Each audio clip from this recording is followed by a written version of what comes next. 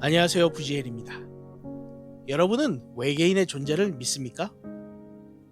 아주 오래된 질문이지만 우린 아직 우주에 대해서 모르는 것이 너무 많죠.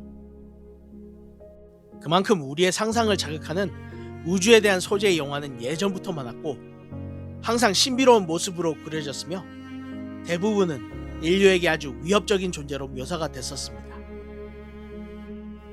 테드 창의 단편 소설 Story of Your Life를 각색해서 만든 영화 Arrival은 공상과학 영화이지만 우리에게 커뮤니케이션에 관한 질문을 합니다.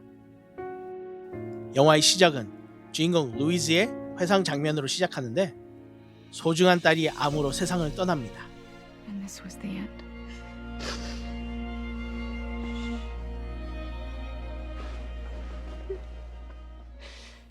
쉘이라 불리우는 UFO는 지구의 곳곳 불규칙적인 12곳에 상륙을 했고 각국의 정부는 외계인의 신호를 전혀 해독하지 못해 언어학자 루이즈에게 도움을 청합니다.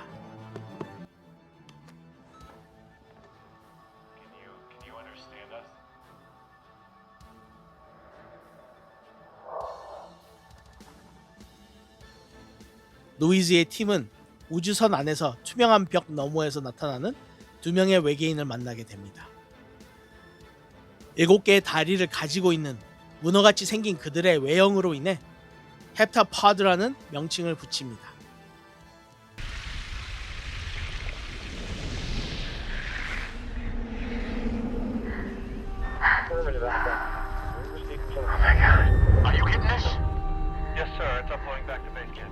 외계인과 가장 가깝게 소통할 수 있는 루이즈는 기본적인 단어를 하나하나 유리벽에 그려가며 서로 소통하며 외계인의 언어인 헵타파드를 숙지합니다. 헵타파드에겐 과거, 현재, 미래가 시간순으로 존재하지 않는 걸 깨닫고 미래를 기억할 수도 있고 과거를 경험할 수도 있는 일직선보다는 수평적인 동그라미로 존재한다는 것을 알게 됩니다. 루이즈는 미래와 과거를 자유로이 기억할 수 있는 능력을 갖게 되며 우리에게 어떤 언어를 사용하는지에 따라서 사용자의 사고관이 재편된다라는 메시지를 던져줍니다.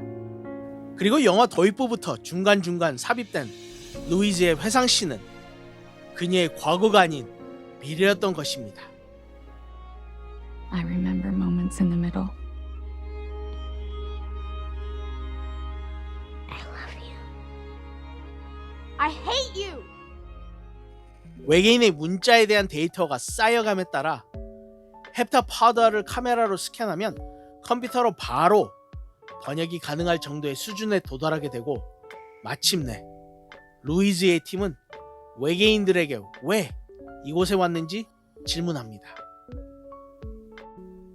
그들의 대답은 use weapon, 즉 무기를 쓰다였는데 외계인들의 답변을 인류에 대한 전쟁 위협 혹은 인류가 서로 전쟁을 벌여 세력이 약해지도록 유도하는 것으로 받아들인 나머지 세계 각국의 정부는 공격을 시도합니다.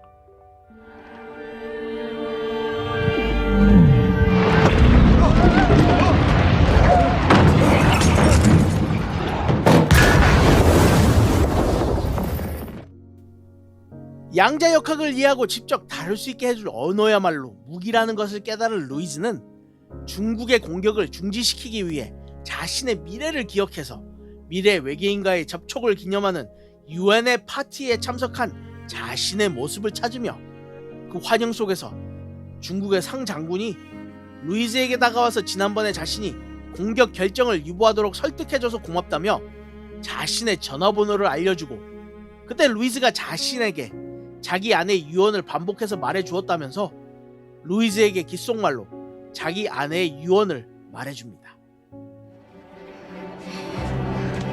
我在美国兄弟，君君，您不会给我托梦的。妻子的遗愿，你应凭智用他说之来。你应拼去啊， Found the source of the phone call. It's in the clean room. Waiting for instructions. 拼去啊，勇气，来帮。 루이즈는 미래에 자신이 받은 장군의 전화번호로 연락해서 상장군이 알려준 문장을 전하고 덕분에 중국은 공격을 취소하게 되고 12개의 쉘은 지구를 떠납니다. 딸의 죽음과 남편이 떠난 미래를 알게 된 루이즈에게는 예정된 미래를 다시 한번 선택할 것인가, 아니면 다른 미래를 선택할 것인가라는 현실 앞에서 영화의 시작에 제시된 상실을 다시 한번 선택합니다. 이 영화의 양자역학의 원리를 깨닫는 장면에서 빛의 이동 경로가 최소의 시간이 걸리는 경로라는 페르마 원리가 떠올랐는데, 빛은 자신이 출발하기도 전에 어디로 가야 할지를 정확하게 알고 있다는 얘기입니다. 과연 우리가 미래를 기억하게 된다면, 그리고 그 미래가 불행의 연속이라면 어떤 선택을 하게 될까요? 저도 자주 하는 생각이지만, 그때 내가 이걸 사지 않았다면, 그때 내가 저걸 계속 했더라면, 왜 그때 그런 말을 했을까? 하며 수없이 과거의 선택을 생각하며 아쉬워하죠. 하지만 우리가 망각하는 것은 그때 꼭 그런 선택 때문에 안 좋은 일만 있었던 건 아니었다는 것입니다. 분명 그때의 선택이 나빴을지도 모르지만 그 결정으로 인해 좋은 점도 분명히 있었을 겁니다. 단지 그런 기억이 나지 않을 뿐이겠죠. 닥쳐올 운명과 현재 상황을 두려워하기보단 긍정적으로 받아들이는 마음가짐을 영화의 주인공을 통해서 볼 수 있지요. Arrival 영화는 외계인과 대화하는 주인공을 빗대어 아주 중요한 메시지를 우리에게 던져줍니다. 사람의 사고는 사용하는 언어에 따라 형성된다는 학설이죠. 영화에서 루이즈도 그들과 같은 새로운 관점을 배우고 헵타파드 언어를 통해서 시간, 질서에 재정립하는 원리를 배웁니다. 언어 없이 우리는 생각을 할 수 있을까요? 세상 모든 문명의 기초는 언어이고 그 말 한마디로 인해 천냥빚을 갖기도 하고 원수를 만들기도 합니다. 우리는 어떤 언어를 쓰느냐에 따라 다른 생각과 시선이 형성되기도 합니다. 한국말은 내용을 먼저 말을 하고 문장 끝 부분에 중요한 서술어를 더하는 방식이기 때문에 말을 끝까지 들어봐야 알 수 있죠. 반면 영어는 중요한 서술어를 먼저 말한 후 뒤에서 보충해주는 구조로 되어 있죠. 서양의 언어는 who, when, where, what, how, why라는 육하 원칙을 기반으로 말을 하지만 동양 언어들은 육하 원칙에서 많은 부분을 빼고 말해도 말이 되며 형식에 맞지 않게 말을 해도 이해가 됩니다.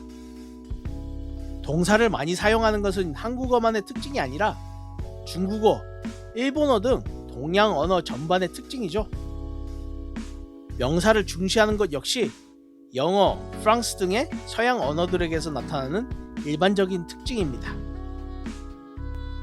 심리학에서는 이러한 언어의 차이가 동서양의 사고방식에서 나온다고 보고 있습니다.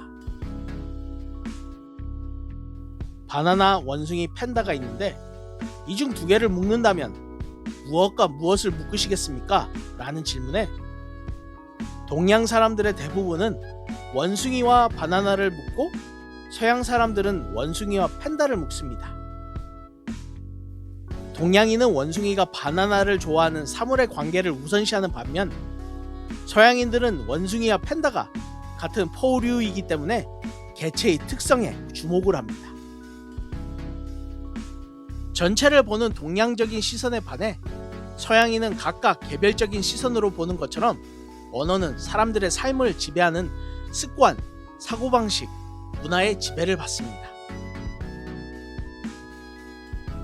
이것은 우리라는 집단 의식보다 개체를 중시하는 미국 문화와 우리라는 집단 의식이 중시되는 한국 문화의 차이라고 할 수 있고, 그만큼 동양인, 특히 한국인은 관계를 중시합니다. 빈수레가 요란하다, 입은 불행의 원천이다 라는 속담들처럼 동양 사상은 말을 많이 하는 것을 부정적으로 보고 익은 벼는 고개를 숙인다, 득의 망언 등등으로 보이듯이 많이 하는 사람은 말을 하지 않는 사람이라고 생각하지만 서양 학계에선 고대 그리스 때부터 토론이랑 논쟁의 중요성을 강조하며 서로 논쟁을 많이 할수록 진리를 발견할 가능성이 높다고 생각합니다. 지구상에 약 3,000개의 언어가 있는 글로벌한 시대에서 사는 우린 인터넷을 통해 다른 언어권의 사람과도 번역기가 굳이 없어도 눈치와 느낌만으로도 소통을 할 수 있습니다. 사람들이 나와는 다른 길을 걷는다고 비판만 하기보다는 인정해주고 이해를 하려고 노력을 해본다면 조금은 더 나은 세상이 되지 않을까 싶습니다. 구독과 좋아요 감사합니다. Now that's a proper introduction.